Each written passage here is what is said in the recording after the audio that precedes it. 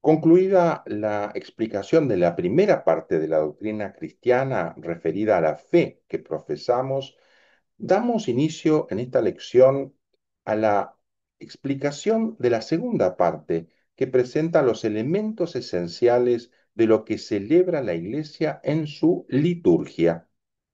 Como tendremos la ocasión de constatarlo, en esta parte se presentan los sacramentos referidos al misterio pascual de la pasión, muerte, resurrección y ascensión del Señor, y precedidos por una explicación de la liturgia o el culto divino que gira en torno a los sacramentos, que indica el modo en que son eh, dispensados, pero que no se reduce a su celebración.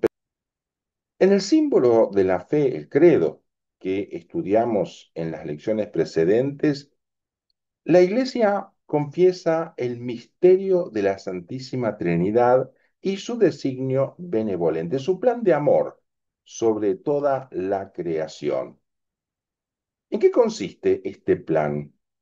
En que el Padre realiza el misterio de su voluntad, su querer eh, insondable, dando a su Hijo amado y al Espíritu Santo para la salvación del mundo y para la gloria de su nombre. Son dos líneas que vamos a encontrar continuamente en esta lección: salvación del mundo y gloria del nombre de Dios. Tal es el misterio de Cristo, este misterio de la voluntad del Padre, el misterio de Cristo, revelado y realizado en la historia en una disposición sabiamente ordenada que San Pablo llama economía del misterio, dispensación en el tiempo del misterio de Cristo. A esta economía del misterio, que es la obra de la redención realizada por Cristo, le seguirá la economía sacramental por la que los creyentes a lo largo de la historia de la Iglesia se introducen en ella y reciben sus frutos. La palabra economía nos invita a reconocer que la liturgia de la Iglesia peregrina en este mundo está inserta en la historia de la salvación. De hecho, la economía sacramental constituye la tercera fase de la historia de la salvación, que sucede a la fase preparatoria del Antiguo Testamento y a la fase cristológica en la economía del misterio de la que hablaba, la fase cristológica de la venida histórica de Jesús, y precede a la fase escatológica correspondiente a la liturgia celestial. Entonces es la fase eclesiológica, la economía sacramental. Les propongo que nos concentremos ahora sobre las fases cristológica y eclesiológica, y más precisamente en el paso de una a otra. Atención, para descubrir por qué la liturgia, la celebración litúrgica, que tiene su expresión más completa en la celebración de la Eucaristía, es una obra de Cristo y de la Iglesia. Dios, que de muchas y diversas maneras habló en otro tiempo, en el Antiguo Testamento, a los padres por los profetas, al llegar la plenitud de los tiempos, envió a su Hijo, el Verbo hecho carne, ungido por el Espíritu Santo, para predicar el Evangelio a los pobres y sanar a los contritos de corazón, como mediador entre Dios y el hombre, porque su humanidad, que era visible y palpable para todos, unida a la persona divina del Verbo, fue el instrumento y por eso mismo el gran sacramento de nuestra salvación. De este modo, en Cristo se realizó la perfecta reconciliación del hombre con Dios y nos fue dada la plenitud del culto divino, de la liturgia, que no puede ofrecer el hombre por sí mismo, ni antes ni después, sin Cristo. Podemos ver aquí justamente las dos líneas de acción que están presentes en toda la celebración litúrgica de las que hablé recién, la santificación del hombre y la adoración de Dios. De hecho, las maravillosas obras de Dios entre el pueblo del Antiguo Testamento fueron solo un preludio de la obra por la que Cristo redimió a la humanidad y dio una gloria perfecta a Dios. Cristo cumplió la obra redentora por todos los misterios de su vida, pero principalmente por el misterio pascual de su pasión, resurrección, muerte, resurrección y ascensión. De este modo, muriendo destruyó nuestra muerte y resucitando restauró nuestra vida. De hecho, fue del costado de Cristo, mientras dormía el sueño de la muerte en la cruz, que brotó la sangre y el agua que simbolizan el sacramento maravilloso de toda la iglesia. ¿Mm? Cristo decía recién, sacramento, ¿eh? Ahora la iglesia sacramento, así vamos descubriendo lo que son los 7 sacramentos. Del corazón de Cristo, del costado de Cristo, traspasado por la lanza, nace la iglesia, que siempre unida a Cristo como su cuerpo es instrumento de salvación y por eso mismo como un sacramento. Ahora bien, como él mismo fue enviado por el Padre, así Cristo envió también a los apóstoles llenos del Espíritu Santo. Esto lo hizo para que al predicar el Evangelio a toda criatura, proclamaran que el Hijo de Dios, por su muerte y resurrección, nos había liberado del poder de Satanás y de la muerte, y nos había introducido en el reino de su Padre. Pero el propósito de Cristo al enviar a los apóstoles era también que cumplieran la obra de la salvación que habían proclamado, no solamente la predicación, sino la actualización. ¿Mm? El propósito de Cristo era que cumplieran esa obra, haciéndola presente mediante el sacrificio eucarístico y los demás sacramentos, por los que llegamos a las fuentes mismas de la salvación. Ellos y sus sucesores, los obispos, junto con sus colaboradores, los sacerdotes, pueden hacer presente la obra de la salvación en la celebración litúrgica, porque el acontecimiento de la muerte y la resurrección de Cristo no quedó sometido al tiempo, no pasa, sino que permanece para siempre. Cristo resucitado de entre los muertos ya no muere más, nos dice San Pablo. Para Cristo resucitar fue pasar a través de la muerte e ir más allá de la muerte y del tiempo mortal.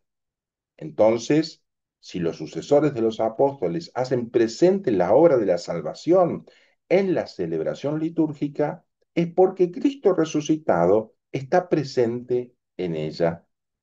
Es Él mismo quien la preside.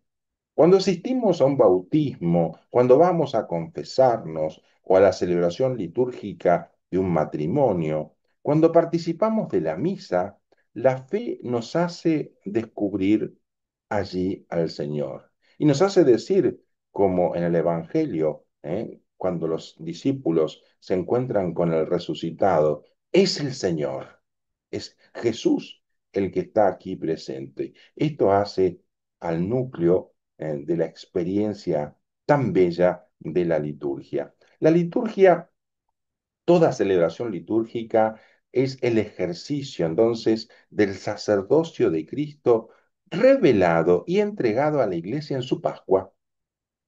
De manera que por la liturgia, Cristo, nuestro Redentor y sumo sacerdote, continúa en su iglesia con ella y por ella la obra de nuestra redención. Vamos a volver sobre este punto. Cristo preside el culto litúrgico de la iglesia como sumo sacerdote. Mediante el ejercicio de la función sacerdotal de Jesucristo, se manifiesta y realiza en la liturgia a través de signos, el agua, el pan, el vino, la santificación de los hombres. Y el cuerpo místico de Cristo, esto es la cabeza, que es Él, y sus miembros, que somos nosotros, ejerce el culto público que se debe a Dios. ¿Mm? Este sacerdocio de Cristo glorioso, del que participa la Iglesia, se hace presente y activo hoy a través de los signos sensibles de la celebración litúrgica: agua, aceite, unción, ¿no?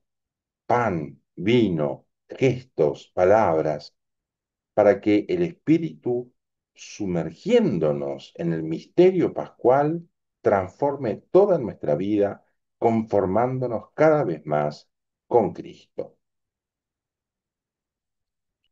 Todo lo dicho hasta aquí nos permite comprender mejor la liturgia como la celebración del misterio de Cristo y, como decía, particularmente de su misterio pascual. En ella, mediante el ejercicio del oficio, de la función sacerdotal de Jesucristo, se manifiesta y realiza a través de signos sensibles la santificación de los hombres y se ejerce el culto público debido a Dios por el cuerpo místico de Cristo, es decir, por la cabeza y los miembros. Entonces, cuando hablamos de liturgia, estamos hablando de una celebración, una ceremonia que es un acto de culto. Como acabamos de verlo, lo que se celebra en toda liturgia cristiana es el misterio pascual.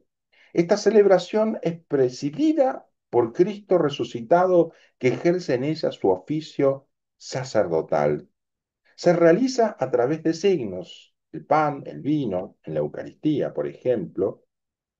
Y esta celebración comporta siempre dos cosas que van unidas: la santificación de los hombres y la adoración, la alabanza y acción de gracias a Dios.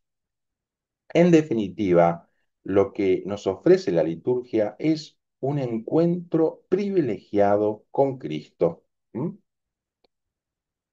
Con su obra redentora, a través de signos, gestos y palabras de sus celebraciones. En la Eucaristía y en todos los sacramentos se nos garantiza la posibilidad de encontrarnos con el Señor Jesús y de ser alcanzados por el poder de su Pascua. El poder salvífico del sacrificio de Jesús, de cada una de sus palabras, de cada uno de sus gestos, miradas, sentimientos, nos alcanza en la celebración de los sacramentos. El Señor Jesús, que inmolado ya no vuelve a morir y sacrificado vive para siempre, continúa perdonándonos, curándonos y salvándonos por el poder de los sacramentos. Todo el que comprende en la fe el significado de estas palabras podrá experimentar la verdad profunda y la belleza deslumbrante de la liturgia, trascendiendo todo acercamiento ideológico y todo límite humano en su preparación y vivencia. Podrá reconocer entonces por qué la liturgia es la cumbre hacia la que tiende la acción de la Iglesia y al mismo tiempo la fuente de la que emana su fuerza vital. Esta obra de Cristo y de la Iglesia, que es la liturgia, en la que nos encontramos con Cristo y se realiza la obra de nuestra redención, tiene su inicio en Pentecostés. El día de Pentecostés, por la efusión del Espíritu Santo, la Iglesia se manifiesta al mundo. El don del Espíritu inaugura un tiempo nuevo en la dispensación del misterio. El tiempo de la Iglesia durante el cual Cristo manifiesta, hace presente y comunica su obra de salvación mediante la liturgia de su Iglesia hasta que Él venga al final de la historia. Durante este tiempo de la Iglesia, Cristo vive y actúa en ella y con ella de una manera nueva. Actúa por los sacramentos. Esto es lo que la tradición común de Oriente y Occidente llama la economía sacramental.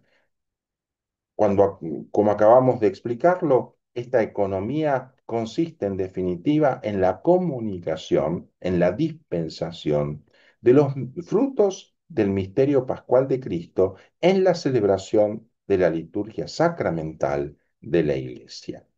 Tenemos entonces eh, el tiempo de la obra de la redención, que fue realizada de una vez y para siempre por Cristo, y el tiempo de la comunicación de los frutos de la Pascua, que tiene su lugar privilegiado en la celebración litúrgica. No solamente, pero sí de manera privilegiada en la liturgia. La economía sacramental consiste justamente en la comunicación de los frutos de la redención de Cristo mediante la celebración de los sacramentos de la Iglesia, de modo eminente la Eucaristía hasta que Él vuelva. Reconocer que la liturgia es obra de Cristo resucitado y glorioso, ejercicio de su sacerdocio, nos invita a descubrirla como obra de la Trinidad.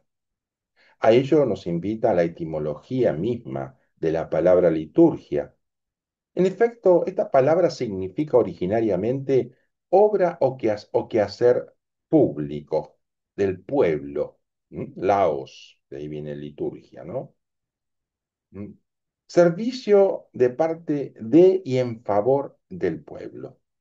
En la antigua Grecia, la palabra liturgia se refería a un servicio público que los ciudadanos ricos debían financiar, como, por ejemplo, el gimnasio. En el Antiguo Testamento indica ya esta palabra el culto en el templo y en el contexto cristiano se refiere directamente al servicio de culto, que es la participación del pueblo en la obra salvífica divina. La liturgia es, por tanto, un servicio bueno, por el que todo el pueblo participa en una obra que tiene su origen en Dios. No surge de una iniciativa humana, de una experiencia íntima, de la trascendencia y de un consenso social. En la tradición cristiana, la palabra liturgia quiere significar que el pueblo de Dios toma parte en la obra de Dios. El culto o servicio divino es ante todo el servicio que Dios nos hace a nosotros y solo en segundo lugar nuestro servicio a Dios. Dios se nos da bajo signos sagrados para que nosotros hagamos lo mismo, entreguemos, nos entreguemos sin reservas a Él. En la obra de Dios, en la liturgia, podemos reconocer los roles de cada una de las personas divinas. Hemos visto que es obra de Dios y ahora, bueno, ¿cuáles son los roles? ¿Qué podemos decir de esos roles de cada una de las personas? El Padre, el Hijo y el Espíritu Santo. El Padre es fuente y fin de la liturgia. ¿De qué modo se verifica esto? En la liturgia el Padre nos colma de sus bendiciones en el Hijo encarnado, muerto y resucitado por nosotros, y derrama en nuestros corazones el Espíritu Santo. Al mismo tiempo, la liturgia bendice al Padre, la Iglesia en la liturgia bendice al Padre mediante la adoración, la alabanza y la acción de gracias, y le implora el don de su Hijo y del Espíritu Santo. Vemos aquí nuevamente los dos movimientos, descendente y ascendente de la liturgia. Notemos que en cuanto a respuesta de fe y de amor a las bendiciones espirituales con que el Padre nos enriquece, la liturgia cristiana tiene una doble dimensión. Por una parte, la Iglesia, unida a su Señor, al Señor Jesús, y bajo la acción del Espíritu Santo, bendice al Padre por su don inefable mediante la adoración, la alabanza y la acción de gracias. Por otra parte, y hasta la consumación del designio, del plan de Dios, la Iglesia no cesa de presentar al Padre la ofrenda de sus propios dones y de implorar que el Espíritu Santo venga sobre esta ofrenda. Es lo que se llama la epíclesis, lo veremos en las lecciones siguientes. Implorar que venga el Espíritu Santo sobre la ofrenda sobre ella misma, sobre la iglesia, sobre los fieles y sobre el mundo entero, a fin de que por la comunión en la muerte y en la resurrección de Cristo sacerdote y por el poder del Espíritu, estas bendiciones divinas den frutos de vida para alabanza de la gloria de su gracia. ¿Cuál es la obra de Cristo en la liturgia? Como lo veíamos recién en la liturgia de la iglesia, Cristo significa, manifiesta, ¿eh? y realiza, actualiza principalmente su misterio pascual. Cuando llegó su hora, el Señor Jesús vivió el único acontecimiento de la historia que no pasa, lo hemos visto. Muere, es sepultado, resucita de entre los muertos y se sienta a la derecha del Padre una vez por todas. Este acontecimiento permanece y atrae todo hacia la vida. Al entregar el Espíritu Santo a los apóstoles, Jesús les ha concedido a ellos y a sus sucesores el poder de actualizar la obra de la salvación por medio del sacrificio eucarístico y de los sacramentos en los cuales Él mismo actúa para comunicar su gracia a los fieles de todos los tiempos y de todo el mundo. No se repite, se actualiza un evento que no pasa, ¿m? A través de la liturgia. ¿M? En fin, cómo actúa finalmente el Espíritu Santo en la liturgia.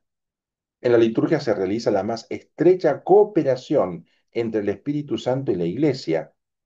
El Espíritu Santo prepara a la iglesia para el encuentro con su Señor.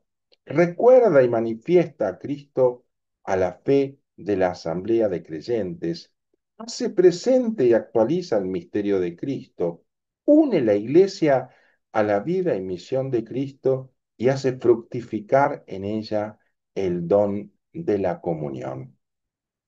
La Iglesia pide al Padre que envíe el Espíritu Santo para que haga de la vida de los fieles una ofrenda viva mediante la transformación espiritual a imagen de Cristo, mediante la preocupación por la unidad de la Iglesia y mediante la participación en su misión por el testimonio y el servicio de caridad.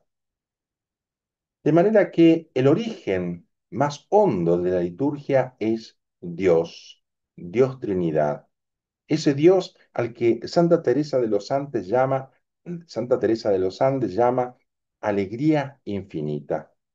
En Dios existe una fiesta eterna y celestial de amor, la fiesta de la alegría del Padre, del Hijo y del Espíritu Santo. Y puesto que Dios es amor, quiere hacernos partícipes de la celebración de su alegría y regalarnos su bendición.